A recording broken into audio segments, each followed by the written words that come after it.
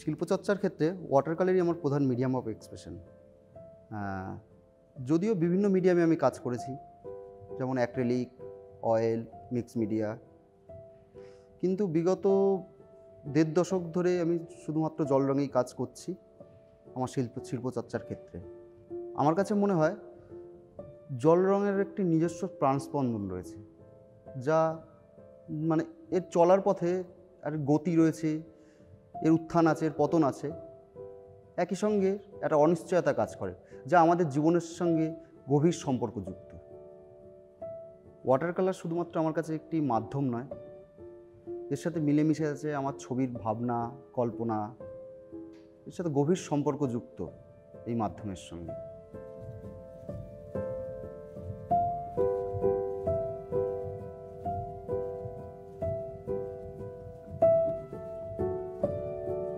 এই এক্সিবিশনে যে ছবিগুলি আছে, এখানে বারবার ইমেজ হিসেবে উপস্থিত হয়েছে ফরেস্ট, বন্য জন্তু, কখনো বা নদী, নৌকা, বা কখনো চাঁদের করুণ দৃষ্টি। তেমনই টোন ও মুডের এক খেলা, যেখানে আছে গ্লোজ অ্যান্ড ডার্কনেস। আমি যে ফরেস্ট খুব ভালো করে জানি তেমন নয়, সবাই যেরকম জানে তেমনই। আমার ছবিতে ফরেস্ট ল্যান্ডস্কেপ সত্য ও কল্পনার মিশেল, পার্ট রিয়েল পার্ট আনরিয়েল। আমার এক আর্ট হিস্টোরিয়ান ফ্রেন্ড আছে, সেই ছবিগুলিকে দেখে বলে রোম্যান্টিক ল্যান্ডস্কেপ। তবে আমি আলাদা করে এরকম কোনোদিন ভাবিনি। আমি আমার কাজে কল্পনাকে গদ্যময় বাস্তবের সাথে জুড়তে চেয়েছি। আমি ছবিতে মানুষের অন্যায়, ক্রমশ বাড়তে থাকা নির্মম লোভকে বেআইনি পশু শিকারের পটভূমিতে কখনো কখনো দেখিয়েছি। তবে আমি প্রোটেস্ট বা পোস্টারের ভাষা অবলম্বন করিনি। হিংস্র বাস্তবকে আমি এঁকেছি নরম পেলব চিত্র ভাষায়, যদি আমাদের সুপ্ত এমপ্যাথিকে জাগিয়ে তোলা যায়।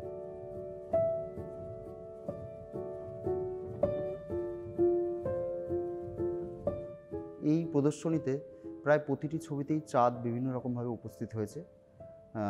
এই ছবিগুলির একটু অন্ধকারের ছবি, বিষাদের ছবি। চাঁদ এখানে উইটনেস, কখনো উপমা, সবসময় যে সিম্বল অফ বিউটি এমন নয়, কখনো সিম্বল অফ কন্ট্রাডিকশনও বটে। সমস্ত ছবিতে মুনলিট ফরেস্ট তার প্রাকৃতিক সৌন্দর্য নিয়ে ধরা দিয়েছে। শহরের ট্যুরিস্টদের যে কল্পনা, তা আমি ছবিতে অস্বীকার করি না, খুব স্পষ্টভাবেই আছে। কিন্তু সেই সাথে রাতের অরণ্যকে আমি একটা সাইট হিসেবেও দেখাতে চেয়েছি, site of trespass, survival and violence.